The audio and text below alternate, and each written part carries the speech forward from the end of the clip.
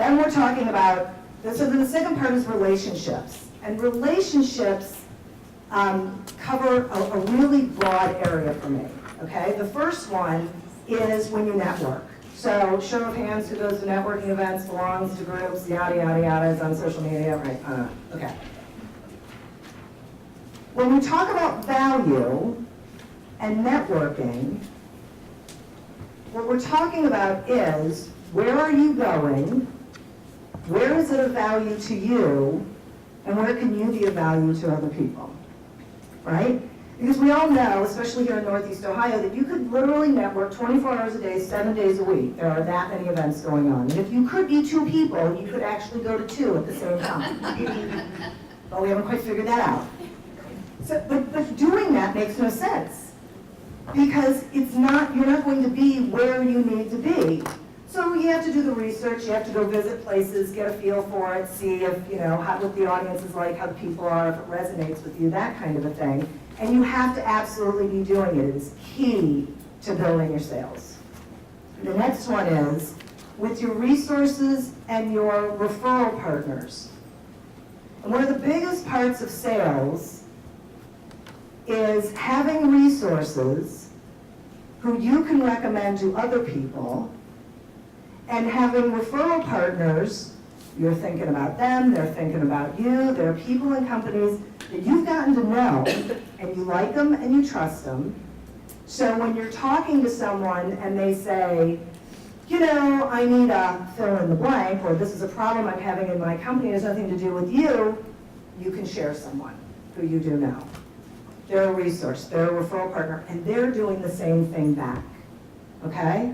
And the resources, you may not be able to necessarily get referrals from the resources, but they're great in your toolbox because it makes you more valuable to the people you're networking with. So we're just going to keep tying this all together in a nice little package. And the next one is with your prospects and your clients. Remember, you're in a competitive industry, right?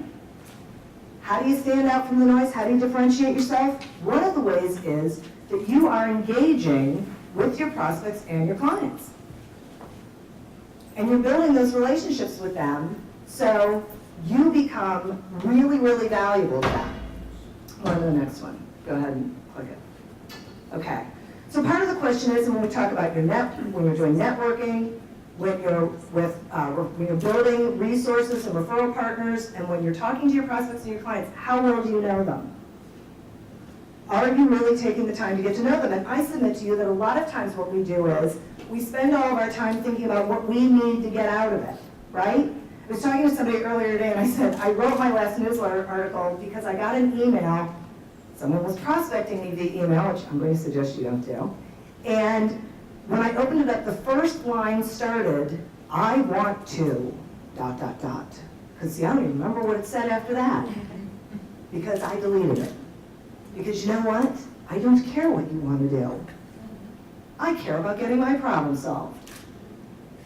Hey, get it, what, right? Let's all be honest here. Your prospects and your clients don't care that your mortgage is due, they don't care that you have to pay your employees, they don't care that your lease payment is coming up. They're not supposed to care. You're their partner. They can like you, they can trust you, they can want you around them forever, but the reason they do is because you bring value to them, and not just with what you sell them. Okay? Make sense? So how you're communicating with them and how you're getting to know them and really understanding them makes all the difference in the world. Because remember, it's about relationships. And relationships are long-term. They're not short-term, okay? How can you help them? This is what we've talked about. This is why you network. This is why you build resources and referral partners. And this is why you communicate with your clients and your prospects, so that you can identify what are the ways that you can help them. And as I said before, it's not just from what you can bring them, but from what your resources can bring them. How do you help them solve a problem? Next one. Listening. Listening is the biggest part of sales. It's the thing many salespeople don't do. It's the thing they're not taught to do. And I'm telling you right now, it is the biggest part of your job, okay? Because remember when I said, it's not about the thing you want to sell, it's not about the bells and whistles, it's not about any of that, it's about what they need? This is what happens. I used to sell copiers for a living, and don't hate me, I didn't sell it like a copier salesman did, but we'd go to our sales meetings, and the sales manager would say, we got this brand new color copier, and you need to go sell it to all your clients. And I'd say to him, I can't. And he'd say, why? I'd say, they don't need that color copier. Because I talked to them, and I found out what's going on with them, and I'm not selling them that. Because that's not what they need, right? But what most salespeople did, the rest of them just left and went door to door and said, look at this great color copier. Can we demo it here for a couple of days? And you're just going to love it. Look at all the great things it does. Blah, blah, blah, blah, blah, blah. And those people were like, okay, but that's not what I need. That's not what I want.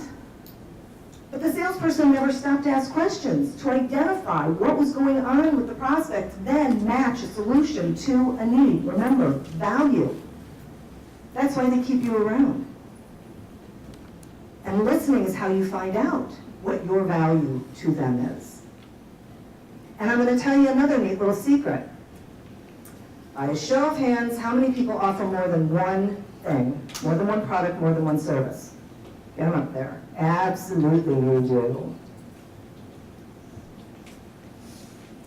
I'm going to tell you something you're probably not going to like. Your prospect doesn't care about all the things you offer. Don't tell them at that first meeting. They're not listening. They're listening to the solution to the problem they have right now, right? And this is what happens, and I'll tell I have a friend who is in the printing business, great client. I mean, he had like the best client in the world. They love him, he saves them a ton of money. He did letterhead and envelopes for them, and they love him. They refer him all over the place. And then one day around Thanksgiving, he gets in the mail from them one of those calendars that has their name on it, you know, and all of this. And he said to me, why didn't they buy that from me? And I said to him, well, they didn't know that you do that. He said, I told them. Right, in that first meeting, I told him, here's our menu, right? I even gave him a card, a rate sheet, a thing that said, here's all the things that we do.